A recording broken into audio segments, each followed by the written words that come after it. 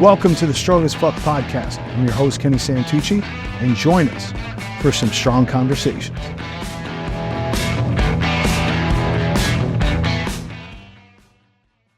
Guys, welcome back to the Strong as Fuck podcast. I'm your host, Kenny Santucci, and today I have a new buddy of mine.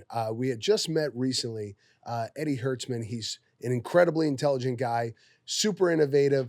He knows his shit, and I can't wait to pick his brain a little bit because this is going to be interesting not only for you guys out there, but also for me because I'm so excited to get going with this guy in the fitness space, which is very new to him. So we'll pick up there, right? So Ed, tell us a little bit about, you transitioned, you were in media, right? You pretty much conquered that world. You did really well there. And then you're moving over to the fitness space. And that's where we connected. And I think it's a bizarre space comparatively to other industries, but give me your take on it. I don't like to normally do segments with people that are like in better shape than me, and so I'm a little uncomfortable with this. That's why I brought you a Celsius. Yeah, This is sponsored by Celsius. Sponsored by Celsius. I've only really been, I would say, in this space for the past few years. Mm-hmm. My real background is manufacturing.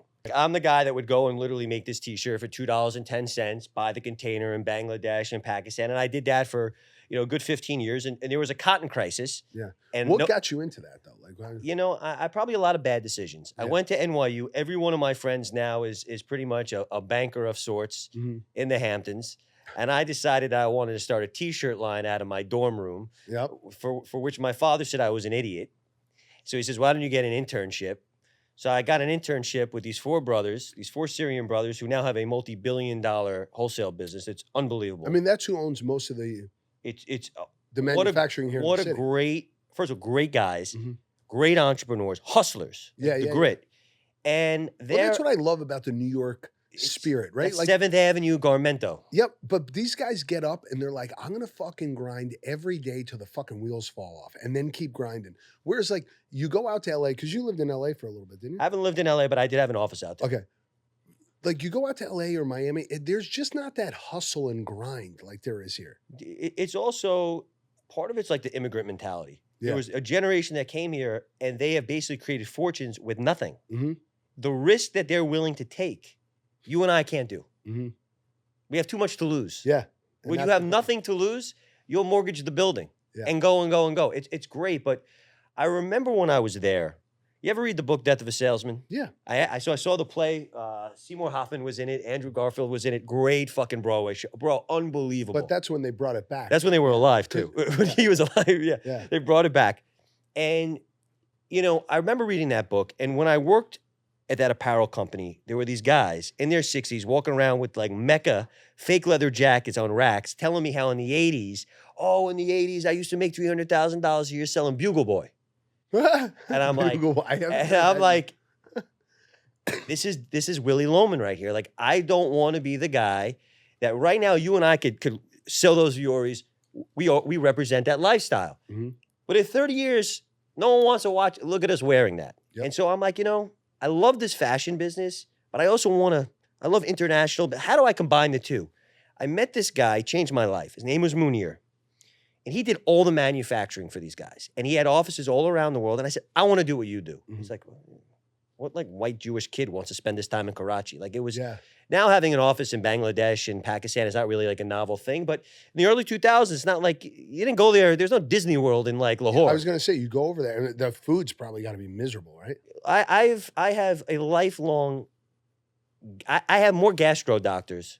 And I've taken more Cipro. No, I got really, really, really bad gut. I mean, I've had a lot of bacterial infections. I'm messed up from going over there and eating.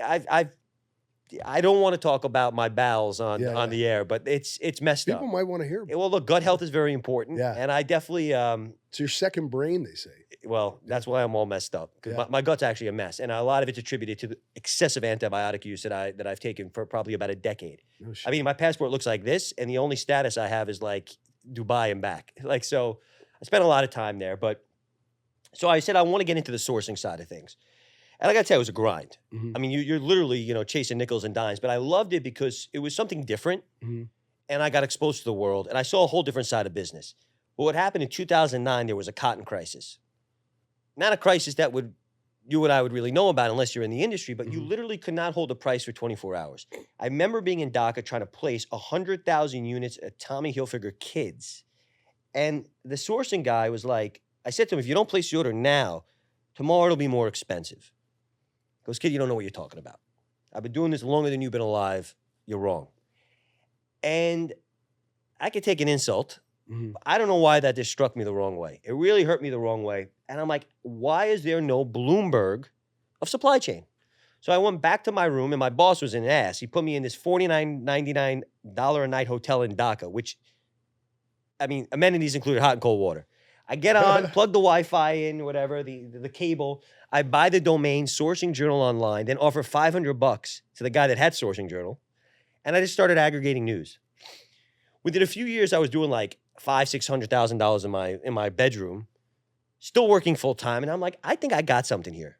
And I'm telling you, I had a paywall up. And I think before Netflix was even like streaming, I think they were still putting the CDs out. I was very early on the paywall game because I'm like, if I don't monetize this thing, I don't have a business. So I decided to go all in. Within a few years, this thing was like becoming industry standard. And I had to make a decision. Do I go out and raise more money, or do I really find a strategic home? The stars aligned. I reached out to Jay Penske. I mean, this guy was building a credible media company. He recently acquired WWD. Within 2 seconds, he responded to me. We had a meeting a week later. But how'd you know? Did you know he would respond? I know. You just out of nowhere, out of the blue. I just said, Jay, I'm very impressed with what you're doing. I think there are synergies. I would love to meet with you. And literally he responded in a second. What year was this? This was this was probably spring 2017. Oh, okay. Memorial Day. So you reached out to him on what, LinkedIn or some shit? Just found his email, JP, whatever. Oh, yeah, I don't know. I just said, let me go for it. You don't get what you don't ask for, right? Yeah, 100%. So by Memorial Day weekend, I had a term sheet. It took a few months to get it all done. By the fall, we closed. And by January 2018, we were in the offices ready to go. Oh, shit. And I will tell you, I watch over the last 5 years or 6 years, the media empire this man has built. I mean, I like to think I work 24/7. He works 25/8. If that is possible, I don't know how he lives. Yeah. So one of the things that becomes a topic on the show a lot is the idea behind building a business and building any business, right? There are so many people like, all right, as soon as I build it, now I could back off and I don't have to do as much. But the people that I hear are the most successful are the ones who are successful and keep grinding the way they did as if it was fucking day one. There is no logical reason why someone in his chair needs to work as hard, right? Right. He works even harder. Yeah. Harder and harder. When I was there, maybe he had 400 employees. By the time he left, maybe he had 2,000. I mean, he just bought the Globes. He bought Dick Clark's Productions, Variety, Billboard. But the thing is, it's to your point, the hunger and the grit doesn't stop. Mm-hmm.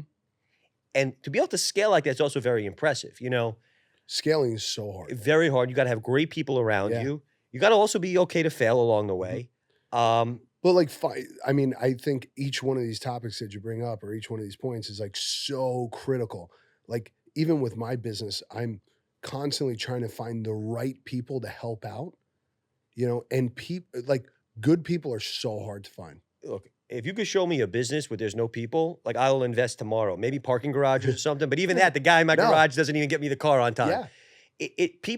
The hardest thing, I think, for a while, a lot of entrepreneurs say, oh, money is the issue. Money is the issue. And look, when you don't have money, it definitely is an issue. When I wake up in the morning, money is not my biggest point of friction. How do I spend 24 hours? Do I spend it on editorial? Do I spend it on sales? Do I spend it on PR? Do I spend it on HR? Do I spend it on this business? 8,000 people a day want to talk to you.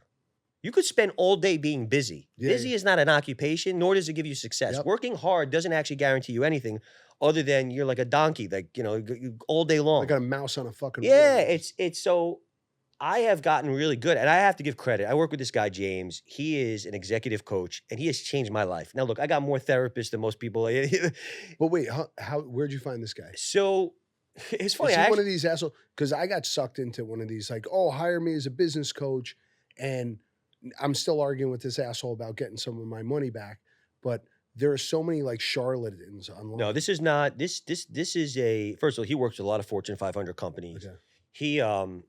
He's got a lot of big executives, and I'll tell you why I knew he was the right guy for me. First of all, coaching and therapy, probably even training. It's like dating. Yeah. There's a million people out there. It's got to be the right fit. Oh, 100%. So yeah. I met him. But I think if you want to get better at something, you need a coach. Well, first of all, I always say this. If I'm a pencil, right, I don't want you to take the lead out of me, but I want to be sharpened every day. Yep. And I don't care who you are. Why do the best athletes in the world have coaches? Tiger Woods can't hit a golf ball? Yeah. And why is that? So, and I think the other thing is this, I got a coach for this. I don't have a coach for this. Yeah. Like thinking and reframing how you think is so, I watch people get upset about everything. Someone walks into Dunkin' Donuts, they get mad when their coffee is out wrong. Someone gets an email, they lose a deal, they get upset. They have a disgruntled employee makes a mistake. I've learned not to react. Doesn't mean in the inside I'm not calm down. Because you can't take back what you say. Mm-hmm. You could always say what you want to say. And I think a lot of times, and I got a big fucking mouth, man. Yeah. You're probably gonna have to edit. I didn't notice. You're probably gonna have to edit half this thing. But what I've learned is, do I have to say it? Do I have to say it now, or do I have to be the one to say it? And it's been a lesson. The way I knew this was the right guy for me is pretty much all of 2022. I was really at a point where Sourcing Journal was about 7x from the time I sold it. The business, 100,000 paid users. We were doing events in Hong Kong and New York. It really, and under Penske gave so much credibility to it. He was able to fund it, but I was itching. I still said, I got a few innings left on my shoulder. I wanna go out and do something again. Mm-hmm. And I was really trying to figure out, I had what I would call bronze handcuffs. Probably if I had silver or gold, I wouldn't be able to go. I had a great life. I was a president of a division, but I was itching to start something else. Mm-hmm. And this kind of ties into Athletech is every industry has their publication of record. Yeah. You got music's got Billboard and film's got Variety, et cetera, et cetera. Where is that in fitness and wellness? Didn't exist. Okay. Yeah. So I saw the void there. But it was really hard for me to make the decision to go because I knew I had to start back at zero. Easier to do at 26 when I started Sourcing Journal, harder to do at 37, 38. So I meet this guy, James, and they have a whole process that they go through. And I said to him, look, man, we got to skip this process. We got to go straight to the ER right now. I got to make a life-deciding, changing decision today. Yeah. Do I leave or do I go? I have the ability to raise money. This thing is blowing up. I either got to go all in on this or I got to stay. So I was out in LA. He says, come to my house. He spent about 2 hours with me. Mm-hmm. He goes, I want you to do an assignment. I want you to write out what you're going to say to Jay. I said, but we haven't formalized this agreement. He goes, whether or not you work with me, I'm going to help you through this. I write the whole thing out. That's great. And then he goes, a couple of days later, where is it? I go, oh man, it's been like 2 days. Give me it. So he's following up with me. Yeah. I send it to him. He goes, you're not saying any of this. Call me back. Call him back. No. Now, one thing you're going to talk to him is about today. You're not negotiating. You're not complaining. Your life, your business, and your employee's life is better because of the deal you did with him. Mm-hmm. You have a remarkably solid personal and professional relationship with him, which you care about, and you both have the same goal, that Sourcing Journal continues to thrive whether you are there or not there. That is it. Any moment in time between now and forever, that is all you're focused on. Mm-hmm. And by the way, he reminds me of this a lot. A samurai accepts his death before he goes into war. The day you talk to him, you may be dead. Are you prepared to be terminated? Are you prepared to have no bonus? Are you prepared for him to say, get out? Because if you're not, do not have that conversation. Go back to your desk and forget about your business. I don't think it's going to happen, but that samurai may never come home. And I went draft after draft. I had the conversation with Jay. He wanted me to stay, but he also didn't want to stifle my entrepreneurial spirit. Mm-hmm. I stayed on. I transitioned. I consulted.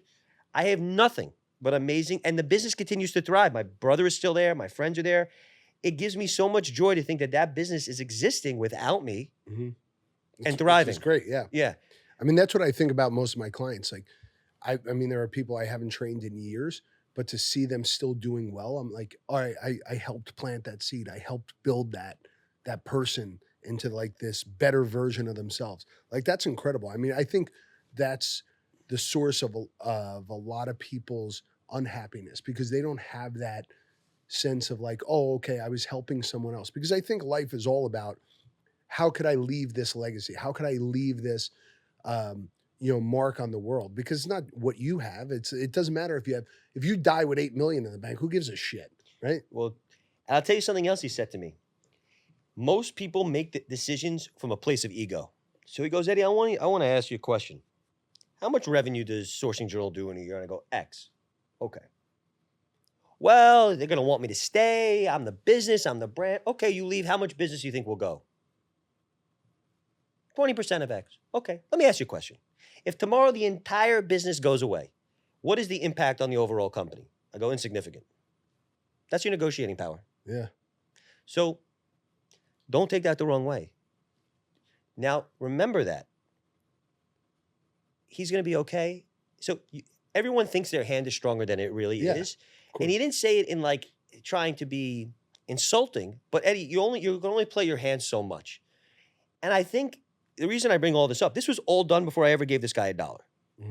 And I'm like, whoa, this guy. And sometimes, I'm a big golfer. And I got all these friends, they watch these YouTube videos. And I'm like, bro, you're getting worse. Oh, you're over the top, inside out. You know what that means? Yeah. I found a pro that eventually was able to get me to feel. Yeah. You're going inside, feel what it was to go further outside. So it's not sometimes the advice, it's how you receive the advice and you let it digest. He was able to connect with me on a level. And it's also like, if I call him right now, I promise you within 30 minutes he'll call me back.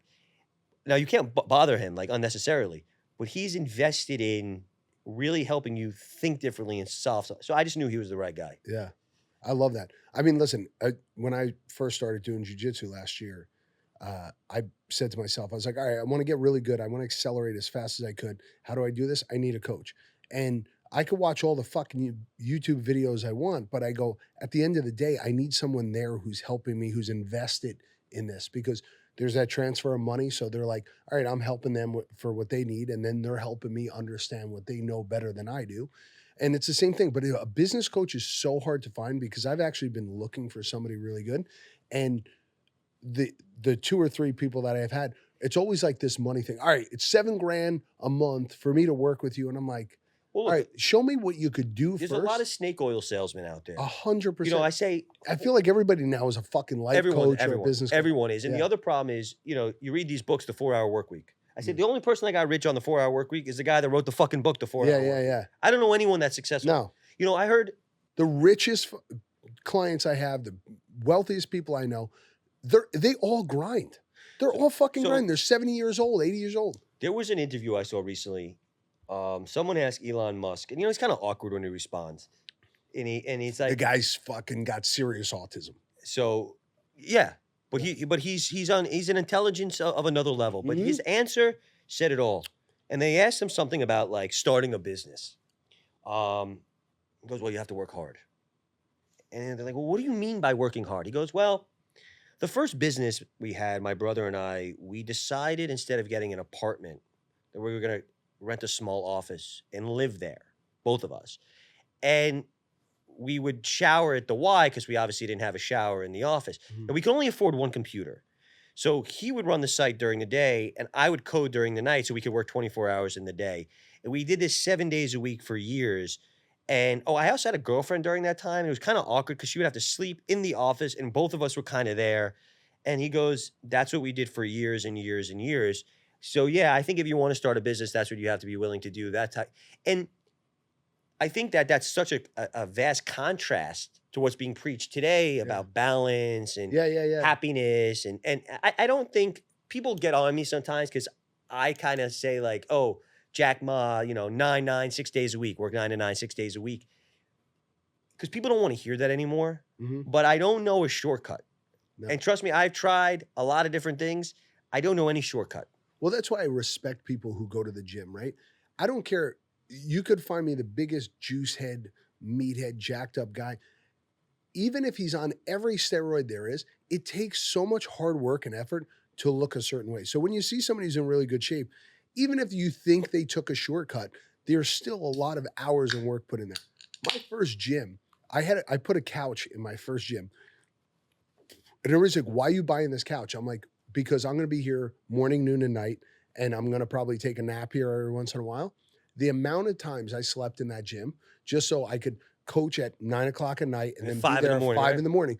And I'm like, it's a waste of time for me to drive back to the city or, go get an apartment. So I'm like, I'll save money on the apartment. I cancel my apartment. The nights I had to, I'd sleep at my parents' house and stuff. But for the most part, I slept in the gym. And I don't say that as like a badge of courage. I'm like, this is what I needed to do to make it work. And it still failed. I didn't do well. I ended up going through a fucking whole lawsuit with my old partners and stuff. But at the same time, I'm like, I was like, this is the only way I know, and I have to work hard, and I have to be here at night, and I have to be here in the middle of the day, and I have to be in the morning. The most important you just said in this whole thing is that it didn't work out. Yeah. Because the coach also made it very clear to me. Staying at your current job, which, by the way, he was perfectly fine with. He goes, it's a much better life than 95% of people will ever have, but it's not in line with what you want. Mm-hmm. Staying there guarantees you won't have the success, whatever that you want. But leaving doesn't guarantee you'll have it either. No. You're just going on the right path. Yeah. You got to be okay with that. I think what most people don't get is most people never get to where they want because they actually don't know where they want to go. And I think when you make very clear goals, there's two things. A, you could make a blueprint of how to get there, but B, also, what are you willing to sacrifice to get them? So I think that's where people get tripped up. I myself deal with this every day. I myself have a hard time saying, oh, I'm willing to sacrifice this to get there. It's hard, man. I think what has happened over the past 5 years or so is people have started to glamorize entrepreneurship. Everyone is going on Shark Tank. Yeah. It was never like, I remember when we were a kid, like we were younger, when I was in high school, college, nobody talked about being an entrepreneur or starting their own business. It was always like, go get a blue collar job, be a teacher, be a lawyer, be a doctor, be something where someone can employ you, be like a good employee, a good worker. I never set out to be an entrepreneur. It just kind of happened and I wanted to do it. But now, yes, it's so over glamorized. Like, how many assholes do you see on social media who are like, oh, I'm the CEO of my company. Well, your company has no employees, doesn't generate any revenue. So you're not really a fucking CEO of anything. I think it's, again, what is the goal? Like, again, when people say like, oh, I want freedom. I don't know. I have less time now than when I did before. Everything falls on me. Yeah. So I think it's about, do you like to build? How much risk are you willing to take on? Like, what are you looking to achieve? People misconstrue that, oh, this guy wants money. If I wanted money, bro, why would I not just go and work at a hedge fund? Yeah. Why would I not go sell high-end real estate? Why would I not go do private equity? I went to NYU. I went through that whole path. And, I have enough experience in supply chain. Why did I just do high-end, M&A deals in that space? Because it's not really the core value. It's not money. I get so excited that you and I met because somehow you woke up in the morning and started reading a publication that I created that we didn't know each other. Mm-hmm. That's how we met. And when I do an event and we bring all these people together, look, what's the feeling you get when thousands of people show up at Strong New York every fall? I mean, it's unbelievable. It's great. Yeah. It's now, unreal. What is that feeling worth? It's more than $1. Yeah. Right now, because I know you're planning it, you're probably negative dollars until it goes, right? Yeah. But you're willing to assume that risk, right? Right. And I tell the girls and some of the guys who I work with and stuff who work for me at the gym, I go, at night, you guys sleep a little bit easier than I do. I go, because if the bottom falls out from this, I assume all the risk. I assume all the debt. I go, anything that goes wrong, it's my problem. I go, so this idea of like being an entrepreneur, like, unless you're willing to take on all that bullshit, right? Every year I put my balls on the line and I put my credit card down to book the space out, to book flights, to do all this stuff in hopes that money comes through the door. Right. But are you willing to do that for something you love? But the point is, there's a lot of ways you could spend your 24 hours. Yeah. You're making a conscious decision that there is a void in the market. Mm-hmm. There is no like Comic-Con of fitness. Yeah. There is no, you and I talked about this. I just came back from Germany FIBO, which is the largest fitness and wellness show globally. Mm-hmm. Forget the 2 days of B2B, the 2 days of consumer doesn't exist in America. No. So you're going after, there's a lot of ways you can make money, but there's a feeling of pride and gratification you have probably when you see all those people there. Yep.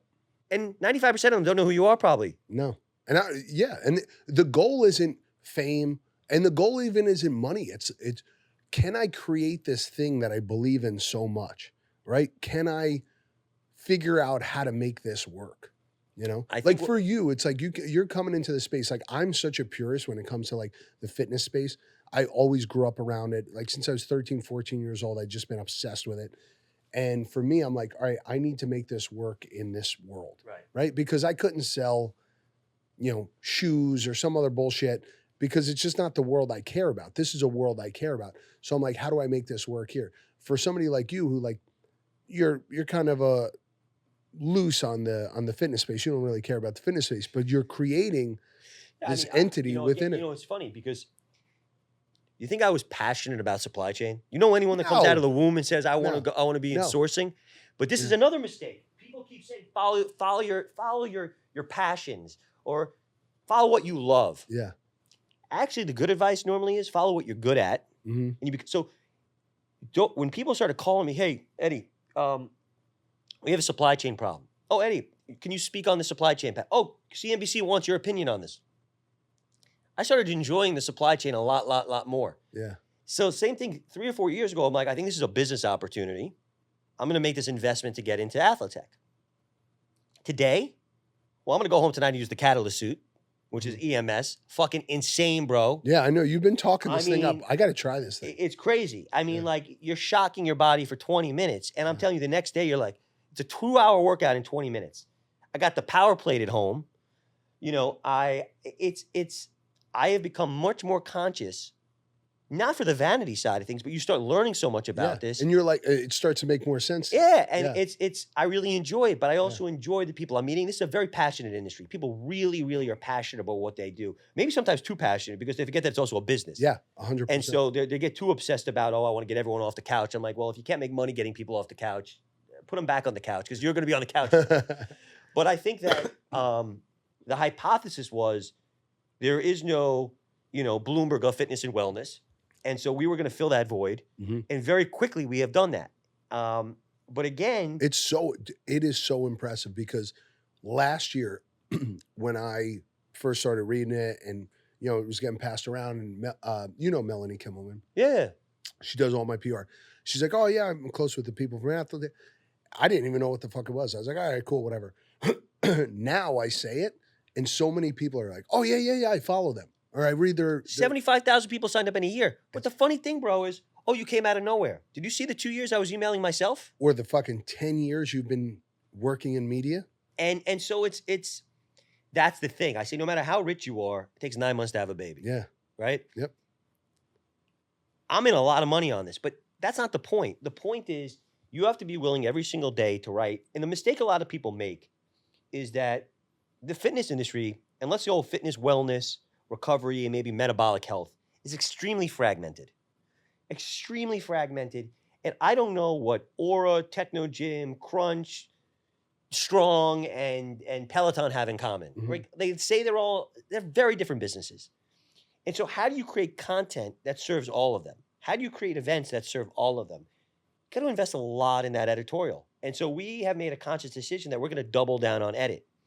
And we knew it's going to take many years. It takes many years to build a brand. All the events I've done this year, you've been to them. Yeah. Have you paid anything to come? No. So that costs you money. Costs us money. Yeah. But we're doing that not ignorantly. We're not trying to flaunt it, but like we're building a brand because if we don't have editorial credibility and we can't show the industry that we can build people together, I think what I've done is, and I would even say, do I know media? Fox isn't calling me to run their cable network. Yeah. So, and I don't think they're going to put me on stage with Ted Turner. Like, I think there's a B2B media space where you find underserved communities that, okay, yes, everyone wants to talk about the runway. Everyone wants to talk about the creative directors, the designers. But what about the supply chain executives that are making all that stuff? No one really talked about it. Then COVID hit, supply chain was on the front page. Mm-hmm. I was just early on that game. Fitness and wellness, again, I think the reason no media companies have gone after it, There's not really a lot of money in it. You're not getting a $5 million advertising deal. Yeah. Again, it's a lot of, there's 115,000 facilities in this country. Most of them are like yours, bro. So who is the LVMH? Who is the Target, the Walmart of our industry? You have an Exponential Fitness that owns a few thousand locations. What is that, 3-4% of the market? What's Crunch? 1% of the market? So there is no conglomerate that owns 20, 30% of the market. So, well, I was even talking with a client of mine today, and they were talking about Peloton and how they just laid off. Well, you guys just wrote the article. You guys put out the article, and then we were saying they laid off 400 people. The CEO stepped down. They were they were the first real big company where they're paying the talent really well. They're, publicly traded. I mean, it's a big company, but now it's starting to fall apart and the wheels fall off. So now where does this talent, where do all these people who were working there go? And will there be there's no lateral company. So, you think about it, if you work for a big bank, you work for JP Morgan or something, and you had a big time job there, you could go to 12 other banks and make the same amount of money, and there's money to be made and things could happen. Or you start your own fund, or you go to a B level. Yeah. There's nothing like that. Well, that's the problem with this space is who are the acquirers? So you build a company, who's buying it? Who buys Peloton? Oh, Apple. Apple's going to take it? Google's going to take it? Who's going to take that company? Now, I will tell you this. I don't completely agree with the narrative that it's a dog company. I think Peloton is a great fucking brand. Mm-hmm. I would love to own that IP. Yeah. The mistake is, and you and I have talked a lot about this, is the notion that at home was going to completely replace. Okay, so everyone made a knee-jerk reaction. They said, let's redefine human nature. Let's redefine all purchasing habits for this 1-year period of time called COVID, and we're going to assume everyone's going to be locked inside for the rest of the time. Yeah. And a lot of things were done with that assumption, which was a false assumption. So I just thought it was the stupidest. It's crazy. Now, I'll tell you, I had a Peloton, and I actually sold it 2 months before COVID, which I regretted. But the thing was, it was never to replace Equinox. Yeah. It was 1 or 2 days a week when I got home late from the office, I was going to ride the bike. Mm-hmm. If I was Peloton, I would have been private. I would charge $5,000 for the bike, $100 a month, cater to the affluent customer that wants to have it, doesn't need to have it. I would not have gone into tread. I would not have gone into rowing. I would not have bought Precor, the supply chain. Now you have unforced errors too. You have recalls. You have too much. Look, at the end of the day, it's a consumer products company, bro. You got COGS. You got billions of inventory in a warehouse at very high interest rates now. And you're going to make that back through content? Never. No. So what's going to happen is, and then you have all these other businesses that were created as the Peloton of this, the Peloton of that, the Peloton. And so not that those are bad businesses. It's just that the TAM was wrong. The total addressable market isn't as bad as they thought, and they're not media and tech companies. So they were raised with these valuations that are never going to be achieved. If everyone just resets, if you like telling me, Eddie, I'm going to be the first $1 billion consumer event. I'd be like, bro, you're never going to do $1 million having a fitness event. No. Not because you're not going to be successful. The math, no. We're going to be, there's no way you could convince me otherwise. Yeah. But somehow these people were able to do that and connect everything. Well, I think that everything was connected. I think it was timing. I think a lot of things worked in their favor. Like when I think it was, the CEO before this one said, oh, it was just a matter of time before this would happen. And John Foley, right? Yeah. And you're like, no, it just happened that, this pandemic happened and people were stuck inside. But to think that everybody's going to move to this one thing. I mean, like you were saying, I have a kettlebell at home. It's not going to replace my gym. It's not going to replace my gym membership. This doesn't become the only tool that I use. But I think the problem with the fitness industry is that it's so fickle because there's so many people who don't want to do it, right? Let's just say there's 20 million people out of the 300 million that live in this country who have gym memberships. I'd say half of them don't even use their gym memberships. We like to talk about this. This is the irony in what's going on right now. We have all these wearables. There's hundreds of thousands of apps on the Apple Store. There's more franchises and boutiques and gyms than ever before. We are more educated on our mental health, our gut health, our sleep health, or this health or that health. Data overload. We've never been more obese. We've never been more tired. We've never been more stressed. We've never been. Why is that? Yeah. Because all I think that's happening is they have Kenny on a wall somewhere. And they say, we're going to sell him Viore pants. We're going to sell him a wearable watch. We're going to sell him this. You now are probably plunging, you're buying all this stuff. You're becoming a fitter, healthier version. But the other 90% still haven't done anything. Yeah, You're just, it's like, okay, I don't think they've gotten more people to work out. I just think that the people that are working out are getting more into it. And take. Well, you're seeing it go this way. Right. Yeah. Now, I think there are some arguments. I mean, there is data. Well, whether you talk to MindBody or ABC or any of these companies, more people are going back into the gym. There's been more check-ins. There's been more sign-ups. Ozempic, very, I don't want to use the word controversial, but it's a big topic of conversation. Yeah. I think there's no shortcut. I mean, if I told you I wanted to take steroids, would you condone that? I mean, yeah, I could probably have a doctor give me a healthier version and tell me to, I don't know, do this or do this to protect the liver damage or the kidney damage. But at the end of the day, it's not good for you. Yeah. So I'm really concerned about what this miracle drug is doing to all these people. But there is this thought process that if you have a large demographic of people who have been insecure because of being overweight, now are more confident, they're going to start going to the gym. They're going to start exercising. They're going to live a healthier life. Not good for Nabisco. Not good for Coca-Cola. Like, there's those companies may take a hit. So I think it's good. I just wish that these pharmaceutical companies and the doctors, when they're writing the prescription, need to be giving a prescription to a gym membership. Oh, 1,000%. Yeah. It's known that there's muscle atrophy, muscle loss. So if you're not working out when taking these weight loss drugs, you're actually in very, very bad shape. And the bounce you're making your situation even worse. Right. Yeah. And then when you stop at $1,200 a month, it's not cheap. Yeah. The bounce back is bad. So I think there needs to be more education on this. Mm-hmm. You'd be hard pressed to find a doctor who's worth a shit who wouldn't tell you, if you're going to take Ozempic, that working out doesn't matter. It's more important when you're on it than to work out than ever. It's necessary. Yeah. It's actually should be on like the bottle. Like take with food. Take this with 6 days a week of working out. But I'm more concerned about not the legitimate doctors. It's like the Botox parties people go to and they're getting shot up by RNs and stuff like that.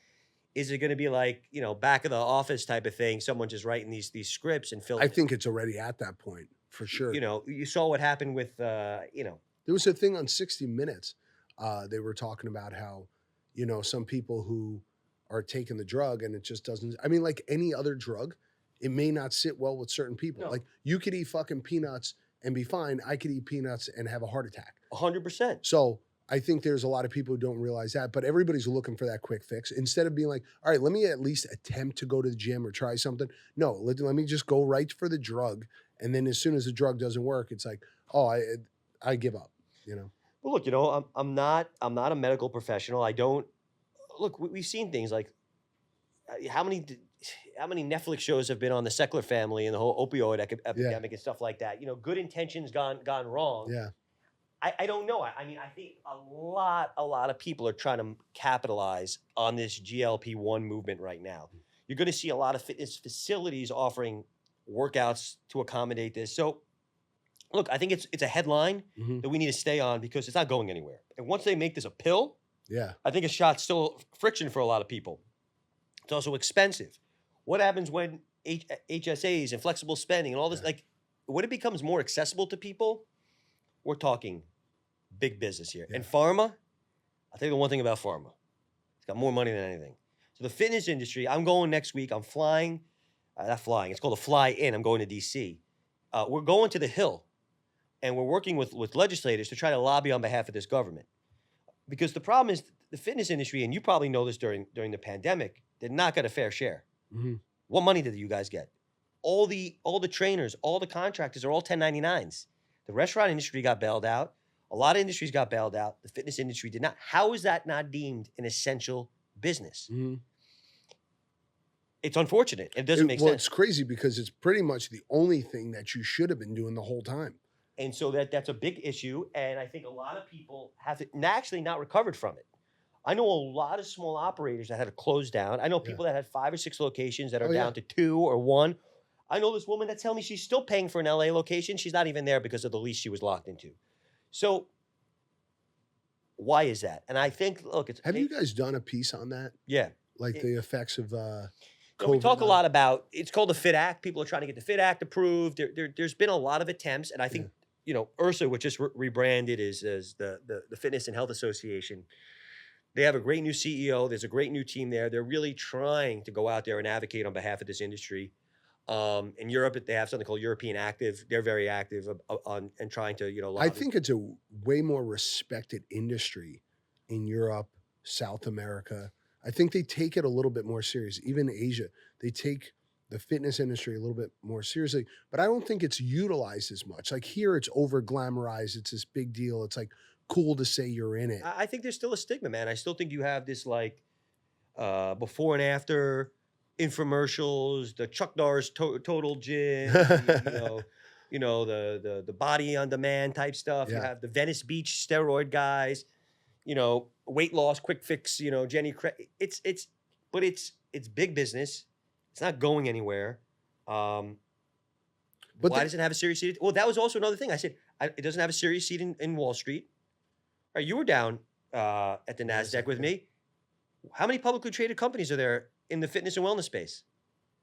The reason I was there because there's not enough of them to ring the bell. But that was, dude, when you spoke, I was like, holy shit, this fucking guy hit the nail on the head.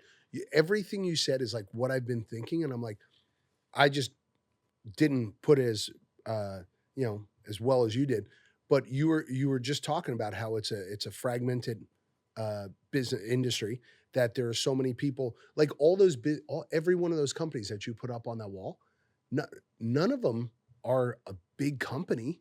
It's not like, there was none of the brands that we had there are like, oh, they're $100 million company. Well, you got the Crunches, Barry's, you got Barry's the Zumbas, Crunch. and you got some big players there. But you're right, the fragmentation. Yeah, there is no Apple. Yeah, but there's no real crossover either, right? None of those brands really like play well with each other. Well, that's why I believed Athletech was needed, because I don't think there's a serious seat in Wall Street. I don't turn on CNBC and see executives being asked questions all day long. Not a serious seat in DC. So, which means to me, this industry needs to be, I don't want to say unionized because that has a connotation, but it needs to be brought together. It needs representation. Also needs a platform. People also need to have pre-competitive collaboration. Sometimes people are like, oh, I don't want to share information. It's competitive. You know what? I want to bring people together. And this is kind of like a YPO meets Davos. I want to bring, and here's the other problem with the fitness industry. I call it like the buffet effect. I've said this to you before. A buffet is really good at nothing. Yeah. But you bring everyone together, and then everyone kind of has not the best experience, because let's say you're a multi-unit operator. What you care about is different than what the CEO of Crunch cares about. It's different than the CEO of Technogym cares about. Oh, I'm selling technology. Well, that's a different ask. Oh, I'm dealing with music licensing. Well, that's a different. I'm doing R&D on where. So you have to create events. You have to create communities. You have to create content. You have to create networking to satisfy all these different verticals and silos. And no one's really doing that. And what we're doing is not revolutionary. We're just taking a blueprint that every other industry has and trying to bring it here. But don't you think that what happens culturally as time kind of, as things kind of swing within, social media and things like that, it does affect all these brands, right? So think about 10 years ago, 15 years ago, these garage gyms were really big. They were popping up. Everybody was going to these boutique gyms. And I don't think the big box gyms were doing as well. So even with, for instance, Technogym, right? I had met with the team from Technogym 3-4 years ago, and they were like, we want to get into this, CrossFit kind of functional fitness space. They were like, we want to do racks and all this stuff. For the longest time, they did cardio equipment and big, weight stacks and plate loaded things and things like that. They never even touched any of that functional stuff. Now they were trying to move into this functional space, but culturally, we're swinging back to this. Hey, people want to go to box gyms and use heavy weights. So now they're putting more money back into like what they originally started doing. Look at strength. I mean, strength is, how many times have we talked about it? Yeah. It's first of all, I think there's a few things. We're redefining the definition of beauty. Mm-hmm. So in the 90s, it was a stick figure model who was 90 pounds. Every girl wanted right. Breast implants. So my mother is a ballerina. I mean, she choreographs and teaches. I grew up, the broken feet that like don't eat. I mean, it was hardcore stuff. Mm-hmm. Then you have a Misty Copeland, who's a very strong, athletic woman, extremely talented, principal in the New York City Ballet. She's also the face of Under Armour and stuff like that. But redefining what a ballerina can be. Yeah. I think now you go to the gym, half the people on the floor doing weights and kettlebells and deadlifts are women. Yeah. It's now sexy to be strong. Yeah. And so. But that's what I'm saying, that cultural swing. We saw it. I think social media had a big part in being like, hey, it's okay to start lifting. It's okay to be strong. So we saw this cultural swing. And I think people following those trends, whether it's Crunch, Techno Gym, or like a small gym down the block like mine, we all want to know what's going on culturally, and understanding that and having a news outlet or somebody kind of preaching this, or having one place where everybody can meet up and everybody can understand what is actually going on and like what are people truly interested in. Because when you're up at the top and you're working for one of these big brands, like when Techno Gym reached out to me and asking me what I think is going on in the New York City fitness space, I'm like, well, I'm boots on the ground. They don't know. I mean, you could look at social media, but what are people actually doing? And I think also the definition of what does it mean to be fit, right? Mm-hmm. I see on your Instagram you're stretching, you're teaching stretch classes. So now you meet someone 6 days a week. They used to go to New York Sports Club and lift weights. Mm-hmm. Okay, now 2 days a week they go to Tracy Anderson. 1 day a week they do Pilates. 1 day a week or 2 days a week they go lift weights. 1 day they go to a sound bath. Yeah. Oh, 1 day they go to some recovery wellness franchise and they're doing hot and cold therapy.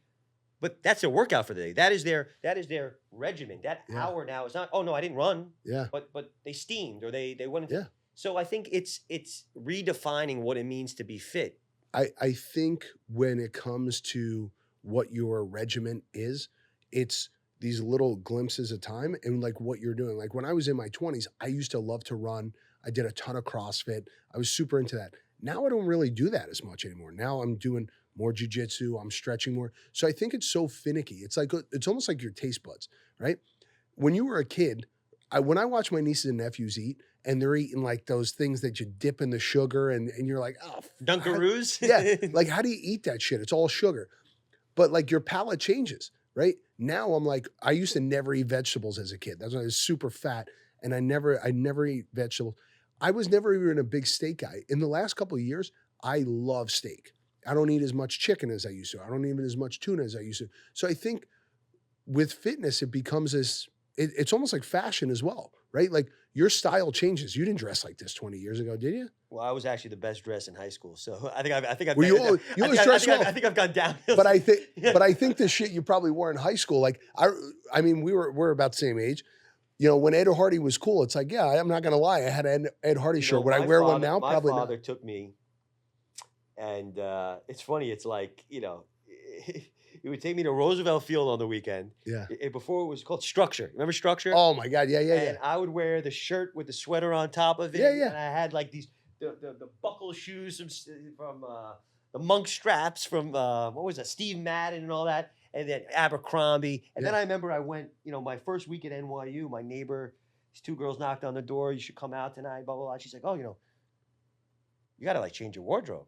Oh, change your wardrobe? What do you mean? I dress great. She goes, no. She takes me to this place, Atrium. Remember the place? Yes, I remember that. Holy shit. That. What a great fucking store. Yeah. And then she goes and she makes me buy. I call my father, hey, Dad. They used to sell like Affliction shirts and shit. Well, yeah. I mean, like $500 Japanese. Yeah. That's like this shit. Yeah. And so, like, no one even knows this brand. Denham. This is like one of the. I was going to say, those look like Diesel jeans. Well, I was going to say, this is Denham. This is a Japanese denim. This is like, cool. This is actually like one of probably if you're like a denim purist. Yeah. People know this guy out of Amsterdam, but in America you can't even find it. But yeah, I remember calling my dad, being like, I need like $200. Like, what the hell is these Diesel? I came home for Rosh Hashanah in a Ramones t-shirt, red shoes, Pumas, and these diesel jeans. And it was like after 2 weeks, I'm like, I better get a job. But like, yeah, I mean, the style changed very, very quickly being in New York City and just getting exposed to what I thought as like a Long Island guy with like good style was, like an American Exchange, Armani Exchange was like, red carpet. Well, now living in New York, you could spot the people who come in from Long Island or Jersey, and you're like, they were the clearly... Robert Grahams. And oh my God, that shit's ridiculous. I don't own a pattern. But you go down to Florida and you see a ton of people wearing all that shit. Like different things for different people. But I also, whenever I go on a date, I'm like, no pattern, solids, all solids. But that's the thing.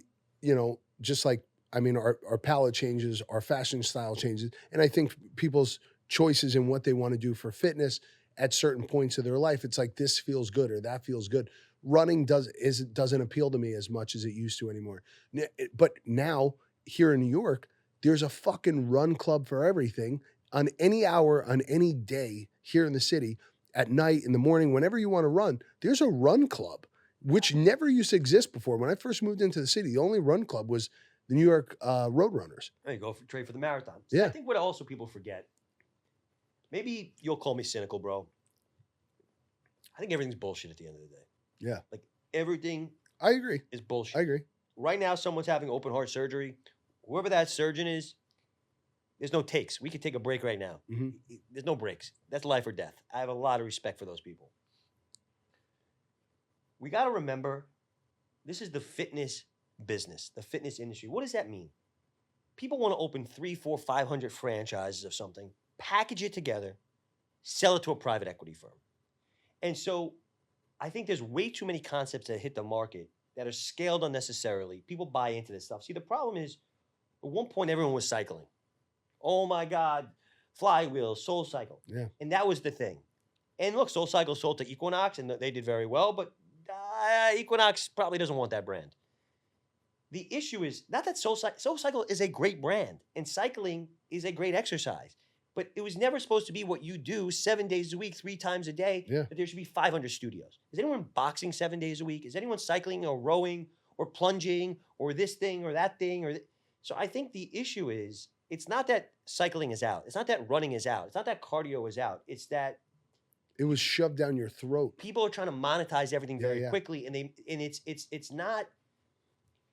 A lot of times these businesses are started by the purists who have a really great concept, and then the private equity world comes in and scales it and money to a point where it doesn't make sense anymore. That's what goes back to the whole Peloton conversation. If it was a smaller premium brand, you look at like the luxury brands, their distribution is very tight. I think there's nothing wrong with being small and profitable. Growing just for the sake of growing and then packaging it and selling it, people get rich doing that, but it's not always the best long term. So would you say like the key to success is like that slow grow, like just let it grow naturally rather than shoving in everybody's face? Well, I don't know. It depends how you define success. Yeah. Is the definition of success you having 2 or 3 studios, you being able to run that for the next 20 years, pay your team well, have a great life, feel great about what you're doing, have events in New York. You and I partner on events. You do a couple other things. And you have a great, great business that you're proud of every day. Another person would say, let's take that strong brand. Let's open 2 or 3 locations, franchise 500 of them, sell them to anyone with credit and a dream. Mm-hmm. And as quickly as possible, we're going to package it, sell it. You'll make $100 million. And there may be 300 independent operators that in 5 years all go broke because no one wants the strong workout anymore. Mm-hmm. That's an idea. Maybe the idea of success is you create a product line and really the fitness is just a conduit to go sell something else. I don't think there's a right or wrong thing. I think that what I have started to realize is bigger is not always better, in that I don't want to have, I think I used to think that a big office and a lot of staff and raising a lot of money was Means somehow you like were a making badge of it. honor. Yeah, Badge of honor. Yeah. What's wrong with having a $5 million business that makes $2 million a year? Now, you're not flying private. I don't know about you. I've never flown private. Me neither. Okay. I've never even been on a private JSX plane. I've done before, and let me tell you, that was pretty cool. But like, okay. So I have a great life, and I'm very grateful for the success I had. But if I had 2 or 3 of those businesses, that's an empire to me. Yeah. It's not an empire to Jay. Yep. It's not an empire to the CEO of Crunch. If you have 10 strong gyms, you could have a great, great, great life. To someone else, you're living a life that they could never even imagine of. Mm-hmm. To somebody else, So I just think it's about resetting goals. Like for me, the second I started to reframe that and say, wow, I could be really successful, like having this, you change the definition of what success means. Yeah. I think that's how social media has kind of fucked a lot of people. And people have these unrealistic expectations, or they kind of change what they felt success was because they see somebody else do something. They're like, oh, I should be able to do that. Had I have asked them 5 years ago and social media wasn't a thing, or 10 years ago rather, they'd be like, oh yeah, I'd be happy with that. Like when I used to think about it, I remember graduating from college and be like, man, if one day I could make $150,000 a year, I'd be set. But now I've made far beyond that. And I'm like, oh, I need to do more. I need to do more. But had you have asked me 10 years ago. Well, the problem also is as every time you level set back at that, it becomes a new standard. And so now I think the other thing is this goes back to core values. What is it that you want? So if I gave you two options, if you said to me right now, and I'm friendly with Anthony that owns Expo, if he gave me the rights to 3 Club Pilates in the city, I'd take him tomorrow. You have any idea how strong that brand is? You have any idea Pilates, you could get people from 6 a.m. to 10 o'clock at night. It's all insane. day long. Great brand. It's not my brand. Yeah. I don't get credit for starting that brand. I could be a great operator. What happens? You want to I've asked this to every fitness guy and woman. Undeniably, I always get the same answer. I'll give you 2 options. I'll give you a few $1 million. You could have any fitness franchise, anyone you want, or a Chick-fil-A. Yeah. What do you want? I mean, because I'm a purist, I'd rather the fitness brand, but like I'd rather my fitness brand. I don't want somebody else's shit. But the Chick-fil-A I know will really turn out some cash. Here's the thing. Every day, you're not reinventing the menu. No. It's a formula. But the thing is, it hasn't changed in 20 years. It's probably a more, with the right location, a more reliable business, right? Yeah. It's less. It's like Chick-fil-A, Dunkin' Donuts. Yeah. But here's the thing. I was reading an article saying that Forbes is going to have a hard time figuring out who the richest people in America are. Because, again, we get enamored with the CEO of Airbnb, the CEO of WeWork, the CEO of AI this, AI that. But after that, you know the richest people I know are? I know a guy owns like 12 used car lots. Yeah. Guy owns 50 Jiffy Lubes in Texas. You know how wealthy that guy is? You don't know who it is, though. No. Now, I personally don't want to do that. But also, I think there's this like idea that like, oh, you make money by being an actor, or you make money by opening a restaurant. You make money. No. So that's the other thing is it could be really good economics to go take a franchise on. I knew a guy had 150 Orange Theories. I know another guy's got 100 plus F-45s. Mm-hmm. What type of success these guys have? Monster businesses.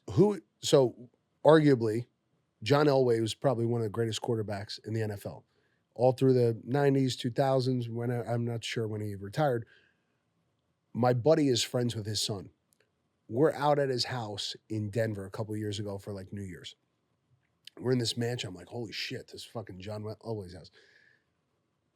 I was like, man, the NFL must have paid pretty well for years, huh? And he's like, my dad made more on his car lots than he quadruple what he made from the NFL. Who's the coach from Alabama? Oh, Saban. And how many? You see his auto, all the lots he car dealership he owns. Yeah. And he makes more on that shit than he does. Yeah, and everybody's like, oh, he makes $3 million, $4 million a year being a coach. It's like, yeah, but that's nothing compared to what all the other assets. Here's the thing is, same thing with Shaq. Shaq's another one. George Foreman and his grill. Yeah. But here's the thing: we wouldn't know John Elway as if it wasn't for him being on, Sunday football games. Yeah. Growing up, okay, now we're showing our age because we grew up watching him. Yeah. But that's what I'm saying is what is success? And I think that it's really important for people to define that. Success is not owning a Lamborghini. It may be a byproduct of success, and I think that there's another thing going on, and I can, you opened up the segment by talking about this. There's a lot of people selling these fucking master classes. Mm-hmm. I do $1 billion a year in real estate. I'm going to teach you how to do it. Yeah. $1,000. I am the best salesman. Swipe up. I'm going to teach you the guy went to jail, the Wolf of Wall Street. He's teaching people how to sell. He's a great salesman, but he's making money by telling you. Here's the thing. Not everyone in the world is going to sell $1 billion in real estate. Not everyone in the world is going to start the next great bank. So I think that the notion is, yes, people can attend these things and get a nugget of information, and all for self-improvement. But let's not forget, that's their business, is to get you to buy a ticket to go to their seminars. Yeah. Tony Robbins is in the business of selling those tickets. Yeah. I mean, he makes a ton of money. What is it, $5,000-$6,000 a ticket? Unbelievable. Grant Cardone. Yeah. I think he's making more now off that shit than he's ever done. 10x this, 10x this. He's making money selling you the dream of that. And I'm not saying there's anything wrong with it, but going to that is not going to make you successful. 99% of the people sitting in those rooms don't know. Like I went to a Tony Robbins event. A friend of mine used to do like PR and stuff for him. And I went, and you're like, there are so many people here who has spent every dollar they've ever had to come to this event and have no idea how to move the needle forward.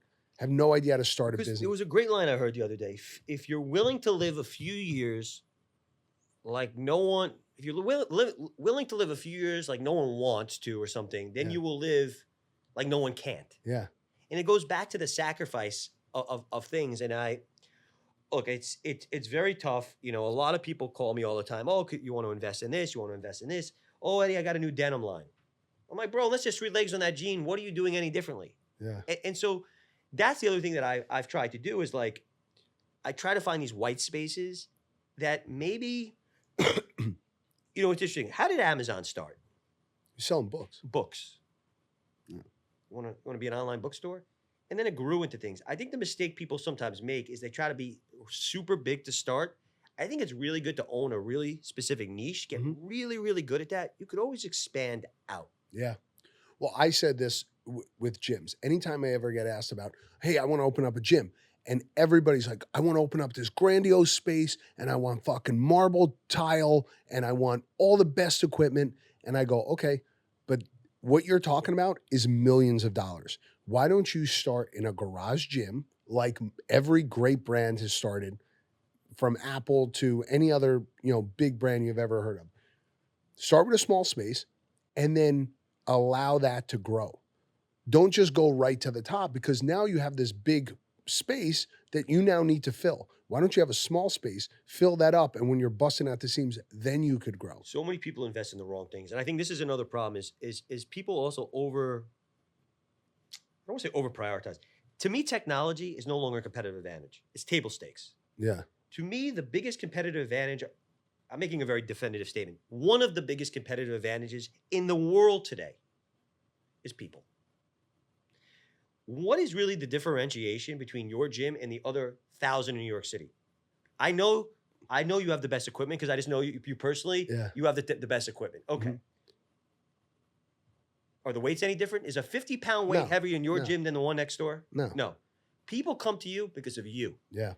I got friends in Florida that when I come to New York, I go to how do you know this fuck? It's you. Yeah. I've told you the other day, I work with the same boxing coach. 10 years. I live on 76th Street. He's down in Fulton Street. I go all the way to hit the deck to work out with my boy, Lee. Mm-hmm. I went with him to Church Street, to Bout. Are the boxing gloves any different? No. Kenny, can you find me a boxing gym in the Upper East Side? I can find you 4. Okay. I go for him. Yeah. So I think people forget is that, you know, there was a great thing. Warren Buffett was talking at the Amex Small Business Conference once. And he's like, you know, I don't know what I paid for this. I don't know where I bought this. He goes, you know what I do remember? Remember the person that sold it to me. And he goes, experiences impact memories and memories impact emotions. I guarantee if I go to your gym, I'm not going to remember maybe the brand of the weights, or I'm going to remember the interaction you had, the way you trained me, the way you talked to me, the way you encouraged me. I'm not going to remember the t-shirt you're wearing, or, oh, this guy had a cool mirror on. Like, these are the things that people forget. It's like, people call me, because I also have a manufacturing business. I'll call, thank you for call. I'll call you, hey, Kenny, listen, man, you just put an order of strong New York t-shirts in, and your logo is too low, and I just want to let you know that I didn't send it to the printer. I want to send it to you, a revised file, because I just think you're not going to be happy. Well, thank you for calling. What do you mean? Yeah. I was on the phone with an airline, and I don't want to say the airline because I'm very loyal to them.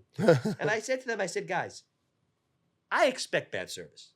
Let me be very clear. I expect bad service wherever I go. I expect the coffee to be made wrong, the food to come out wrong, the pant to have a rip. I expect it. Yeah. but I don't want to pay extra for bad service. Yeah. I'll take the bad service, but I'm really loyal. I got the fucking platinum card for you. I'm paying more for the flights for you. I feel like we're on the same fucking flights. And I'm like, and I rattled off like 8 things that happened in like 2 weeks. I'm like, they offered me a $25 credit. I start laughing. I'm like, then I got on the phone with a manager. And I'm like, can I ask you an honest question? I mean this with all due respect. Was that a human or a robot I was talking to? Breast too. Like, I was like, how hard is it, man, that you just... Customer service is everything. Think about this. You go to a hotel. You pay $1,000 for a hotel room, right? Let's just say you go to one hotel or something. You're paying for the experience of being there, right? I mean, a bed is a bed. A shower is a shower, right? But you're going and they take that extra step to say, oh, hey, welcome, blah, blah, blah. Let us walk you to your room. All that extra service shit, then you could justify spending the $1,000. I'll tell you, this is bonkers, man. Last year in the holidays, I went to Baha Mar. Everyone says, oh, Baha Mar, Baha Mar. Yeah. Okay. First of all, I didn't realize you don't go to the Baha Mar in December because it was like 50 degrees. So shame on me. I was going to say, I thought there was a ton of kids there or some shit. There is too. Yeah. Okay. So second strike. Yeah. But I'm not going to blame the weather. Actually, the weather was bad, but I'm not going to blame the weather on the hotel. So you're at the pool. Everyone's wrapped up in towels. Can I get 2 towels? We're out of towels. Your whole job. There's 3 people in the towel hut. No towels. Go back 10 minutes. No towels. It's going to be a few hours. Oh, sir, if you walk down to the other hut, you may be able to get a towel. For $1,000 a night, you're not going to get me the towel? Yeah. What are we talking about here? Yeah. You're in the towel business. Yeah. That's all you fucking 3 people do. That's all you have to do Yeah. is keep clean towels and get it for me. What else? And I almost laugh. Yeah. I don't get mad. I never get mad. I'm just like, I almost laugh. Yeah. I say, okay. I think it's hysterical. There's so many times, especially when you go to go get a sandwich or a coffee, and they're like, here, they give you all the ingredients. I'm like, the fuck am I doing this for? But I'll give you the opposite example. You see these shoes? It's a brand 11D. I fucking love this brand. I've never even heard of them. 11TY. It's very similar to like the Bruno Cucinelli, Loro Piana, but the slightly priced down, but all handmade in Italy, all amazing stuff. There's one right here on Madison, in the 60s in Madison. Okay. But I like to play golf, so I'm always driving out of the city, and I started going to the one in Greenwich, Connecticut. Okay. I didn't grow up in Connecticut, but I started going there. So loyal. Like, I had a jacket that I bought 2 years ago, and they altered it for free. Mm-hmm. I was in Palm Beach, and I saw these shoes in a different color. I didn't want to buy, I wanted to give it to the woman who was, hey, Eddie, you know that jacket you wanted? I got it. I drove, 90 minutes, paid the toll to go all the way out there to buy the shoes from her. Yeah. Now, you're going to say that is crazy. And an online... No, I don't think so. I think, what's crazier? The manager goes, you're the idiot? I had to take it from the Madison store, bring them out here. So we're all laughing. And the guy, Danny's awesome. But the point is, talk about the customer service. And by the way, I got there so late, they had to keep the store open later because they were closing at 6 o'clock. But that's great. Yeah, that's what you want. So think about it. First of all, I got more shoes than a fucking store at this point. I don't need any more shoes. The second thing is, I could have ordered them online. I could have went to the 1 or 2 locations in the city. They also sell them in department stores. And she texts me in the power of customer service. And I think that is one of the most underrepresented. Like, you teach people all this shit. You teach people how to write and communicate. The problem with all this AI and all this stuff is people don't know how to write anymore. They don't know how to talk. They don't know. The emotional IQ is what's being lost on people. 100%. And to me, that's a scary thing. And I'll tell you the other thing, and this is a whole thing. Like, everyone's like, oh, I'm going to lose my jobs. No, people are going to lose their jobs because their inability to work. And they also got to remember, like, as we go more remote, now I'm not just hiring people in New York anymore. I'm hiring people in 49 other states. Yeah. By the way, I have an office in Colombia and I have an office in Malaysia. And they're willing to work. And let me tell you, their English is perfect. They work really hard. So I think people need to stop worrying about, oh, technology is going to replace me. Bad work ethic is going to replace people. Well, I think listen, unless we all get wiped off the planet, people will always have to deal with other people. So why don't you get really good at dealing with other people? Because there's definitely days, every New Yorker knows this. You get up and you're just like, I hate everyone, right? Most and you're walking through the streets and you're just like, everyone sucks. This is miserable. I can't stand it. But when you start to really enjoy people and you start to really just kind of accept people and accept the world the way it is, and you get really good at handling people, I mean, you've cracked the code at that point. Yeah, and I think it's just, you can't change. It's a very commonly said thing is you really can't change other people. All you could do is change how you respond to them. Yeah.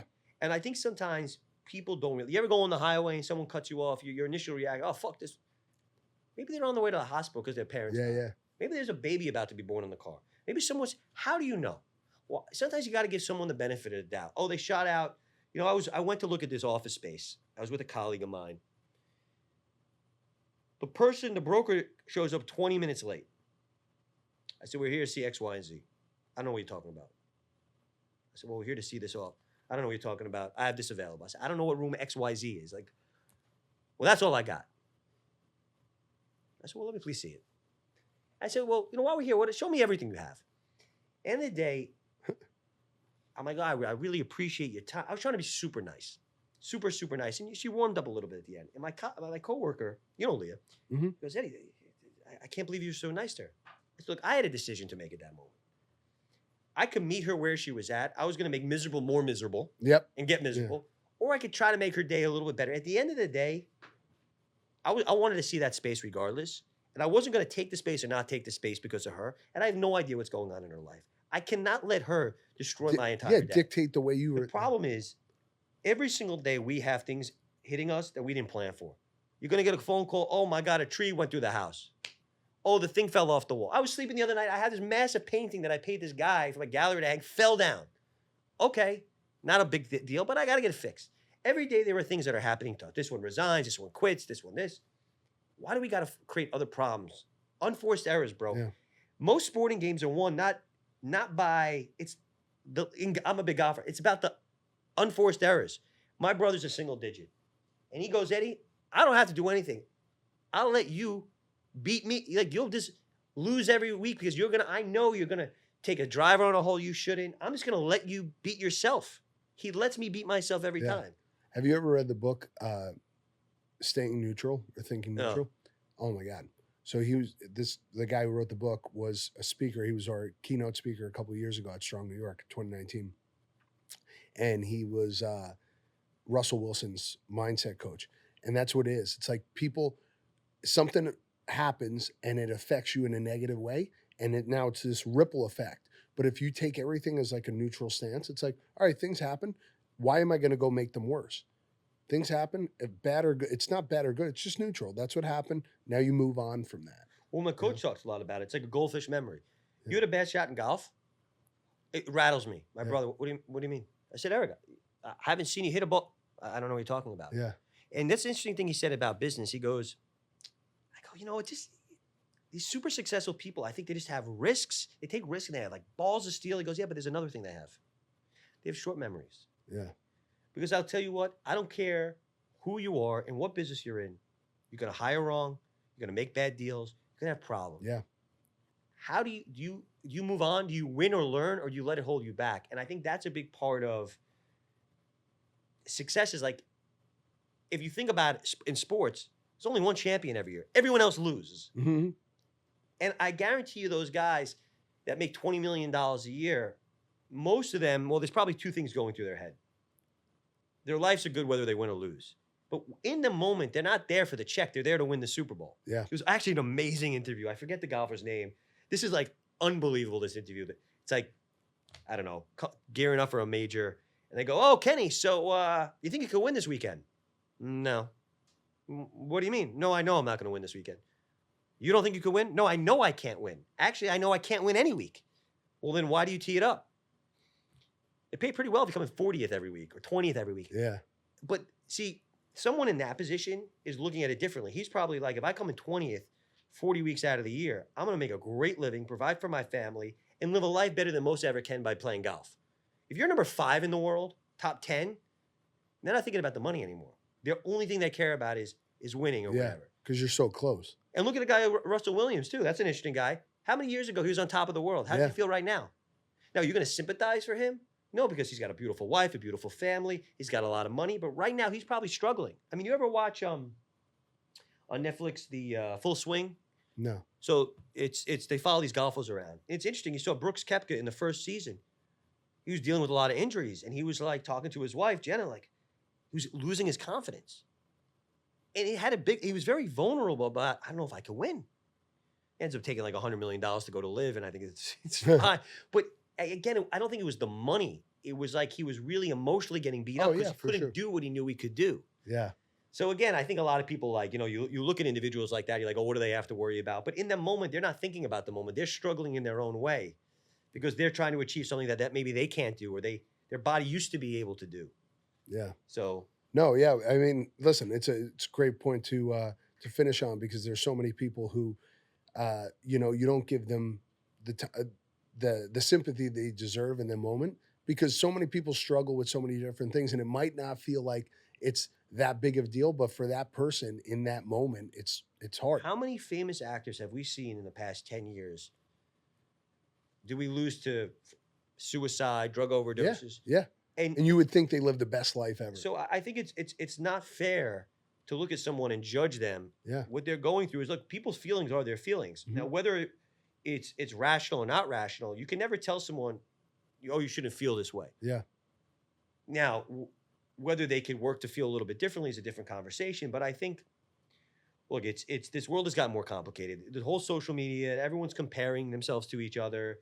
Everyone wants things at a super fast speed, But you and I are not going to be able to change that. All we could do is wake up every day and do our very best and change the way we react to other people. Is like, I think that's a big thing that, Yeah, I mean, listen, one of the things I talk about all the time, on here and then in the gym is like racking up little wins. Like what can make you feel better right now? Could I eat something that helps me feel better? Could I go take a nap? Could I go work a little bit harder? Could I go to the gym? What could I do to make myself feel better and rack up those wins over time so I'm not constantly thinking about what I don't have? It's all the shit that I can control that I could do right now. I'll tell you one last thing. There's a book talk about the coach. He's having me read it right now called Turning Pro. Okay. And I think what becomes very hard is that when you want to break through the next level, like sometimes you got to change almost the entire way you think. Maybe it's the people you surround yourself with. Mm-hmm. Maybe it's the way you date. Maybe it's the way you sleep. Maybe it's the mindset shift to really go to the next level. Like I'm reading this book and I don't want to give too much of it away, but I've read a lot of these books over the years about self-improvement. This one really got me thinking like, hey, Eddie, are you going to take the necessary risks and make the necessary changes? You got really good at going to this level. Mm-hmm. If I want to be an 80s golfer my whole life, okay. But if I want to get to 70s, got to change the game. You got to change the game. Am I willing to do that? Am I willing to go change my swing and get worse and go practice to get better? It's just a metaphor for life, man. Yeah. Taking big risks. I am so excited to have you guys as a partner for Strong New York this year. Where could everybody find you? Where could everybody check out everything you're doing right now? So, please, if you're listening, check out Athletech News. And look, we're always looking for great personalities, great thought leaders, great new ideas. Yeah. We want to write about you. We want to feature you guys. So please reach out to us. You can find me on LinkedIn at Edward Hertzman, Instagram, Edward Hertzman. I got an open door policy. Look, I'm always looking to meet people. And as much as I love the accolades and the praise, I also love the criticism. If there's stuff that we could be doing better, if there's things that we could be writing about, featuring, please just be kind in how you phrase it. I tell you what, I really believe that like next year when we have this same conversation, you're going to be at a totally different level. So I'm excited to see the growth. I've been watching it so far, and it's been pretty cool. So glad we could work together. Eddie, thank you for coming by. Guys, thank you for watching, and we'll see you soon.